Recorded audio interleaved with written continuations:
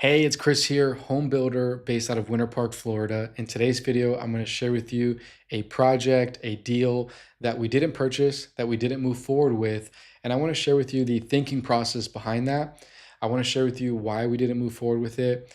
And this is actually going to be a common video theme that I'm going to be putting on my channel because I figured it'd be really helpful. It's helpful for those that are looking to buy a piece of vacant land to build their future home, a piece of vacant land to build an investment property, and start getting into new construction, or even tear downs, tearing down a house to rebuild new, whether you're going to live in it or sell it, right? It's good to look at it from different aspects. And if you don't know who I am or what I do, I'm a home builder based out of Winter Park. I've been in the industry for 9 years. I used to work for the large national builders buying communities when I worked in finance. I was also a builder for these big companies, and I was also a sales rep. So I was able to see the industry in all aspects. And I think as you join my YouTube channel, as you subscribe and see the videos that I post about land, new construction, development, you're going to see how a lot of those aspects from finance, sales, and production play in my head as I analyze these deals. Before I get started, I want to share with you, you have to be very selective, whether you're investing in new construction or you're building your own home. It's the same thing. You're making an investment. You have to be very selective because some projects, while you could build on it, financially don't make sense. You end up breaking even or losing money. Okay. The other reason is when you start a new construction project, the only way out is to actually finish it. What I mean by that is once you pour that slab, the only way you're going to get your money back or be done with it is once you're done, once you have a certificate of occupancy. And you have a lot of steps between the moment you pour that slab to get your certificate of occupancy. You have a lot. You have your final grades, which is so important. You have to get approved by the city or the county, that final inspection on the grade, your finals. Those are the things that matter. And so when you start it, you got to understand, like, okay, what are the particular problems I might have on this site? And we'll talk about that. So I hope those messages resonated. With that being said, today's project that we're going to look at is actually a teardown in Winter Park, 8 minutes from our office. And yeah, I'm going to share that with you. So this is a teardown, and I'm very familiar with this area. I was actually very excited to get the address because they only gave me the zip code and the city. I was like, ooh, Winter Park, Florida, 32789, 360,000. Super excited. We want to start building more in Winter Park, more custom. We have a lot of projects in our pipeline and really just enjoy the product, right? So then I got the address, Clay Street. So I know Clay Street. I used to live here down the street. There's two apartment buildings down the street. There's a really big church. And then there's another apartment building here. And then there's the entrance to I-4 on Parr Street, like 2 minutes down the road. So when I got the address, I was like, darn, this is a very busy road. Now, I don't turn down projects on busy roads, but it is like a negative factor because number one, while you're building, you're gonna have to close the road at some point. When you start pouring the driveway, the sidewalk that gets ruined, you're gonna have to close the road. That's about $1,500, and the whole scheduling behind it, it's a little bit of a challenge. I don't turn them down, but I'm like, okay, that's gonna be a challenge. Let's look at the project further. The next thing is when I looked at the street, knowing, Florida, the vacant lots are pretty standard. They're either 50-foot wide, 55, 60, 75s. They kind of run in those dimensions. Looking at it, I'm like, this is probably 50 to 55 feet wide just by the separation between the two houses and just how wide this looks. It's about 50 to 55, right? So at that point, I'm like, okay, this is a really tight width for a busy road because you could build on a busy road, but it's even better if you have a really wide home site because it allows you to do a bigger driveway with some curves so somebody can come in and out and not have to back up to traffic all the time. Like you can see this person, like they widen their driveway and they probably park on the lawn to be able to get in and out, right? So that's the other thing. I'm like, okay, this is on a busy road, tight home site. Let's keep looking, right? So I pulled this up for us really quick. So this is the project over here. We're going to look at the home site. So first thing I want to recap, I look at how busy it is in the area. That's one thing. I look at the width of the home site, which we're going to verify the dimensions. Another thing I want to mention is I look at, is it in the county building department or is it in a city building department? Reason being is counties and cities, they have different requirements on setbacks, meaning the dimensions in which you can build and the footprint in which you can build. And so when I saw Winter Park, I'm like, okay, if this is a 50-foot wide home site, more than likely this house has to be 38 foot wide. And I'm like, okay, I don't have a floor plan that currently fits this home site that's going to get me the 1.2, $1.3 million price point. I have a bigger home, but it just won't fit on this lot. I'm going to have to redesign plans.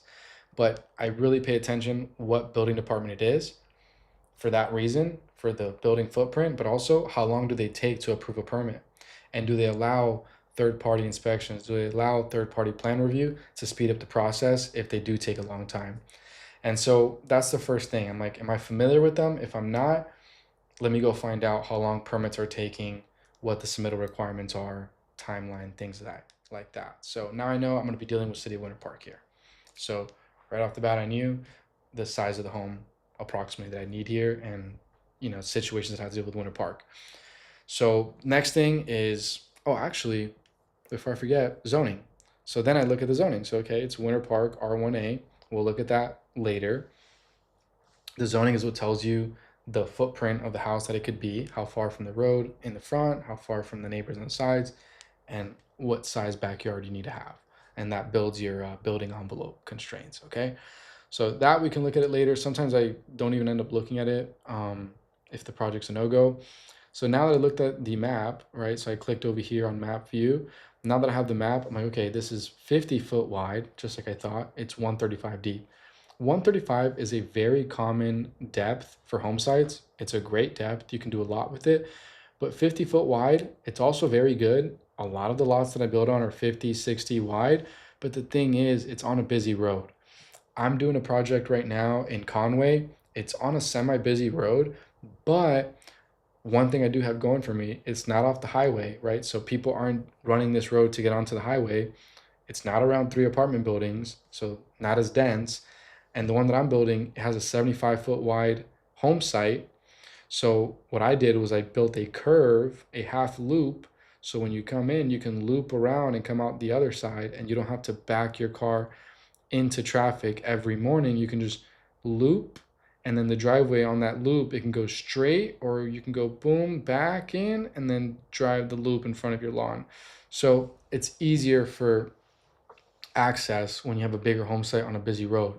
For example, this 100-foot wide, it's a tear down. I think they already tore it down. I think I already saw it torn down the other day when I drove by. 100-foot wide, you can do a really nice wide driveway, loop around. That's going to be perfect. So that's the other thing.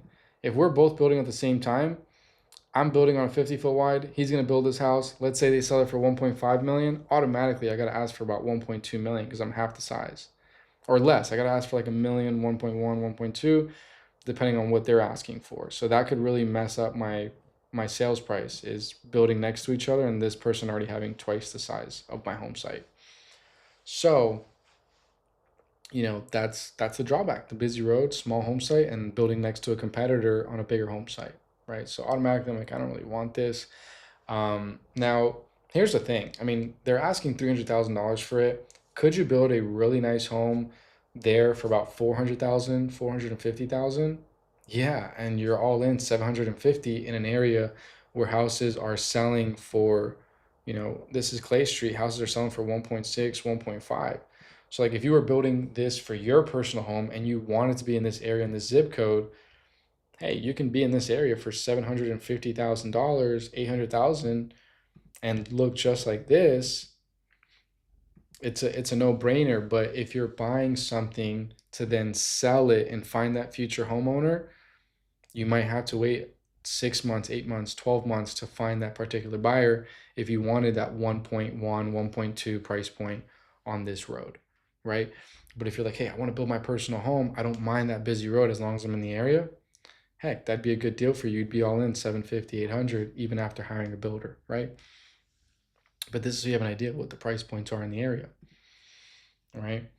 And look, even these haven't sold and they're not even on a busy road, but this is a bigger home site. You can see 20-foot wide garage, probably another 20-foot wide over here.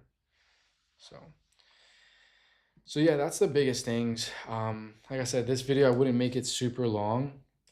I wouldn't make this video super long. I wanted to share with you just high level things that I'm looking at, but very quickly this deal had so many negatives to it that personally I wouldn't buy it to build a spec home, or I wouldn't buy it to carry this piece of land as inventory for a future buyer or future homeowner.